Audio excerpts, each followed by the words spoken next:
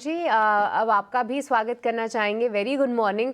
एक बार आपसे भी समझेंगे कि जिस तरीके से हम मेटल्स में एक ज़बरदस्त एक्शन देख रहे हैं और आज फिर से देखिए कॉपर के प्राइसेस जो हैं इंटरनेशनल बाज़ारों में काफ़ी तेज़ी दिखा रहे हैं। साथ ही आयरन ओर के प्राइसेस जो हैं कुछ हाल लगा रहे हैं। ऐसे में आपके कौन से बेस्ट बेट्स हैं गौरांग जी इस पर्टिकुलर स्पेस से? धन्यवाद सृष्टि, आपका सभी को प्रणाम और शुभ प्रभात हमारे तरफ से।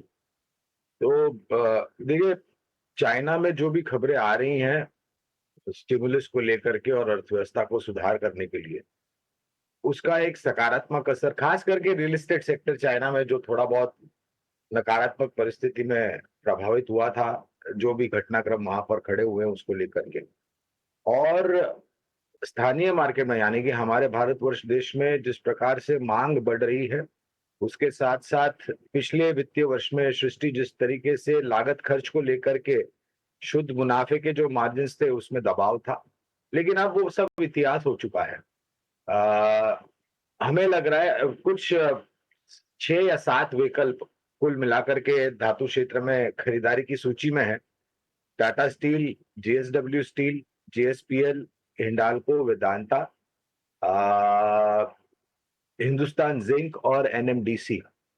ये सब कंपनियां हैं जहां पर हम खरीदारी की राय दे रहे हैं। लेकिन एक चीज ध्यान में रखना ये अनिवार्य होगा सृष्टि, कि अगर आप बुनियादी तर्क के आधार पर निवेश करते हैं, जिसकी राय हम देते हैं, तो आपके निवेश की जो समय सीमा है वो बाकी अन्य क्षेत्र की तुलना में थोड़ी बहुत अवधि जो है समय की वो लंबी होनी चाहिए, जिससे जो सकारात्मक खबरें आ रही हैं और जो आंकड़ों को लेकर के प्रभाव कंपनी के दाम, शेयर के दाम पर पड़ेगा, तो अनिवार्य होगा कि आप 1.5 साल, 2 साल की समय सीमा रखें, जिससे आपकी निवेश की गई पूंजी पर मेरे ख्याल से एक बहुत ही सकारात्मक सा लाभ मिल सकता है। छोटी मध्यम अवधि में टिप्पणी करना मेरे लिए मुश्किल होगा, क्योंकि मैं अ, उस पर तत्पर नहीं हूँ। लेकिन हाँ, अगर आपकी लंबी अवधि की समय सीमा की विचारधारा है, तो मेरे ख्याल से ये 6-7 कंपनियों में निवेश कर सकते हैं।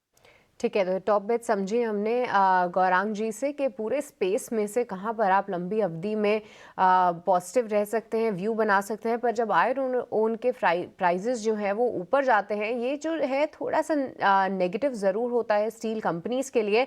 पर ये भी ध्यान रखिए कि जिस तरीके की खबरें हैं, ऐसा नहीं समझ आ रहा कि स्टील कंपनीज में भी थोड़ी प्रॉफिट बुकिंग होगी, क्योंकि अगर सुबह हम देखें तो चाइनीज़ स्टील कंपनीज के जो शेयर्स हैं वहाँ पे भी 5 से 7% का उछाल है। तो देखते हैं किस तरीके का प्राइस एक्शन इंडियन कंपनीज दिखाती हैं। कि बात करें तो वहाँ पर आप देखेंगे ज़बरदस्त तेज़ी है। ऐसे में जो घरेलू बाजार में बेनिफिशियरी रहेगा वो एनएमडीसी रहेगा। हालांकि स्टॉक में भी निचले स्तरों से एक अच्छी रिकवरी ज़रूर आई है।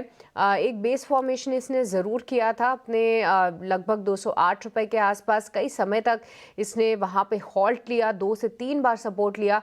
पर अब देखिए वहाँ से एक अच्छी चाल दिखाता हुआ 235 तक फिलहाल इसकी क्लोजिंग है।